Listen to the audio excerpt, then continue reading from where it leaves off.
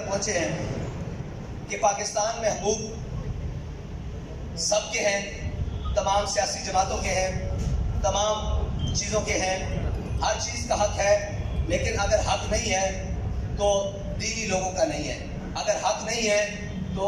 مذہبی لوگوں کا حق نہیں ہے، اور حق نہیں ہے تو تحریک لبیک یا رسول اللہ کے کارکنان کا حق نہیں ہے، اس کے ذمہ داران کا حق نہیں ہے، اور کوئی حافظ قرآن ہے تو اس کا حق نہیں ہے، کوئی عالم دین ہے تو اس کا حق نہیں ہے، کوئی بینک افسر ہے یا کسی بھی شعبہ ہے فکر سے وکیل ہے، جج ہے، تاجر ہے، کسی بھی طبقہ ہے فکر سے تعلق رکھتا ہے، اگر وہ تحریک لبیک پاکستان سے جڑا ہوا ہے تو اس کا کوئی حق نہیں ہے، وہ ان کے نزدیک بالکل بھی انسان نہیں ہے۔ اور یہ حلیہ جس میں ہم آپ کے سامنے بیٹھے ہوئے ہیں، داڑھی اور پگڑے کے حلیے میں، یہ حلیہ جس کا دل چاہے، جس وقت دل چاہے، جہاں دل چاہے، اس حلیے والوں کو جتنا خون بہانا چاہے وہ بہا دے، رات کے اندھیرے میں چاہے، دن کی روشنی میں چاہے وہ بہا دے، اور جہاں دل چاہے گولیاں برسا دیں، جہاں دل چاہے شیل برسا دیں، جہاں دل چاہے اٹھا کر جیلوں میں بند کر دیں، جہاں دل چاہے دہشت گردی کے مقدموں میں بند کر دیا جائے، جب دل چاہے فورس شیڈول میں ڈال کر ان کو پابند سلاسل کر دیا جائے۔ اور جناب اس سوچ اور اس فکر کے رکھنے والوں کو یہ سوچنا ہوگا، اور ان کے خلاف جو سازش کر رہے ہیں ان کو یہ سوچنا ہوگا کہ ہم ملک کو کس طرف لے کر جا رہے ہیں، اور یہ جو کچھ ہو رہا ہے یہ چاہت کس کی ہے، یہ کس کا ایجنڈا ہے کہ وہ ہمیں اس سطح پر لے کر جانا چاہتا ہے، اور ہمارے خون کو اتنا ارزاں سمجھ کر دن بدن بہایا جا رہا ہے اور اس کی قیمت بھی نہیں۔ یعنی یہاں شہداء کے جنازے ہوں، کسی کو دکھانے کی اجازت نہیں، سچی بات یہ ہے، یہاں شہیدوں کی گنتی کسی کو بتانے کی اجازت نہیں، یہاں زخمی ابھی بھی پڑے ہوئے ہیں اسپتالوں میں، کسی کو ان کو جا کر دیکھنے کی اجازت نہیں، اور پوسٹ مارٹم کے لیے 48 گھنٹے ہو گئے ہیں، تمام جگہ پر ہم باڈیز لے کر تمام سرکاری اسپتالوں میں، مجسٹریٹ کی عدالتوں میں پھر رہے ہیں کہ ہمیں کورٹ آرڈر دیں تاکہ ہم ان کا پوسٹ مارٹم کروا سکیں، وہ کورٹ آرڈر نہیں دیے جا رہے، وکلاء صبح سے لے کر شام تک کچہریوں میں بیٹھے ہوئے ہیں، کوئی سننے کے لیے تیار نہیں ہے کہ یہ ہوا کیا ہے اور یہ ظلم آپ کے ساتھ کس نے کیا ہے، کیوں ہو رہا ہے۔ اور اس کے بعد ہمارے الٹا سب سے بڑی بات یہ ہے کہ الٹا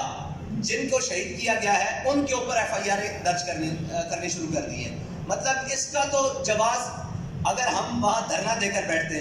ہم اپنی حدود سے تجاوز کرتے، یا ہماری جو ریڈ لائن کیا انہوں نے کہا یہاں دفعہ 144 ہے یہاں آپ نہیں آ سکتے، ہم وہاں جاتے تو کوئی سمجھ آتی۔ جلوس اپنے اختتام کر کے واپس جا رہا ہے تو اس پر گولیاں کس نے برسائی ہیں اور کیوں برسائی ہیں اور کس وجہ سے برسائی ہیں، یہ اتنا بڑا سوال ہے ملک کے تمام اداروں سے، ملک کے آرمی چیف سے، ملک کے چیف جسٹس سے، اور جناب chief justice of high court سے، ملک کے وہ تمام وزیر اعظم سے، وزیر اعلیٰ سے، وزیر داخلہ سے، وزیر خارجہ سے،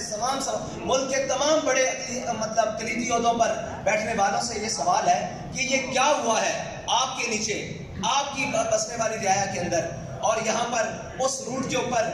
سگنلز بند کر دیے گئے، اس روٹ کے اوپر جب گولیاں برسی اس کی روٹ کے اوپر لائٹیں بند کر دی گئی، لائٹ بند کر دی گئی، اس روٹ کے اوپر آنے جانے والے لوگوں کو رستہ بند کر دیا گیا، حالانکہ رستہ نہ ہمارے جلوس کی وجہ سے رکا ہے، ٹریفک بھی چلتی رہی ہے اور لوگ بھی آتے جاتے رہے ہیں، لیکن اس سے پہلے، اس واقعے سے پہلے کرنے کے کس نے آگے سے جا کر ٹرکوں کو رستہ بند کر دیا اور تحریک لبیک یا رسول اللہ کے جلدی نکلنے کا راستہ بھی روکے رکھا، جس کو 3.5 گھنٹوں بعد کارکنان نے پورا زور لگا کر ان گاڑیوں کو روڈ سے ہٹا کر اپنا راستہ واپسی کا صاف کیا، جانے کا نہیں۔ یہ ایک اتنے بڑے سوالات ہیں جس کا جواب اس ملک کے تمام ذمہ داروں کو دینا پڑے گا، ورنہ یہ بدماشی کہ جناب جس کا جب دل چاہے وہ مار دے اور جس کو مار دے کوئی تمیز کیے بغیر، یہ دنیا میں۔ اور دیکھیں سب سے بڑی بات کہ ٹارگٹ کلنگ کر کے مارا گیا ہے، لوگ پیچھے سے جا رہے ہیں، آپ دیکھیں ہمارے شہداء کو کہ ان کے سروں میں فائر لگے ہوئے ہیں، اور فائر 30 بور کا ہے۔ مجھے یہ بتائیں 30 بور سے فائر ٹارگٹ کلر کے علاوہ کوئی مار سکتا ہے سر میں؟ یہ ایک سوال ہے بہت بڑا کہ چھوٹے پسٹل سے، دیسی ساختہ پسٹل سے 30 بور کے فائر ہمارے کارکنوں کے سروں میں لگے ہوئے ہیں، اور بڑی گنوں کے بھی فائر ہیں، وہ آر پار ہو چکے ہیں جسموں کے اندر سے، اور ٹارگٹ کر کے ایک ایک کو ٹارگٹ کر کے وہاں فائر مارے گئے ہیں۔ تو یہ ٹارگٹ کلنگ کے سلسلے کی طرح، بالکل اس طرح جس طرح ٹارگٹ کلرز کسی کو ٹارگٹ کر کے مارتے ہیں، اس طرح کارکنان کا وہاں خون پایا گیا اور ان کو شہید کیا گیا، ان کو زخمی کیا گیا، ان کی حالت کو بحال نہیں کیا گیا، اور سب کو پیچھے سے گولیاں ماری گئی۔ یہ تھی جی ہمارے اس سانے کی رویداد۔ اور کھولیاں بالا یہ وہ جگہ ہے، اور جہاں تک ہمارا تحریک لبیک پاکستان کا جلوس پہنچا، اور ایک بہت بڑی سازش حویلیاں میں، حویلیاں تو بھائی اس سے 3 کلومیٹر ہے، حویلیاں کی تو حدود بھی نہیں شروع ہوتی، ایبٹ آباد بھی وہاں سے، ایبٹ آباد ضلع کی حدود وہاں سے شروع نہیں ہوتی جہاں تک ہم گئے ہیں، وہ بھی آگے پل کراس کریں تو آگے جاتا ہے، تو ہم تو پل کے پہلے دعا کر کے واپس آ چکے ہیں۔ تو یہ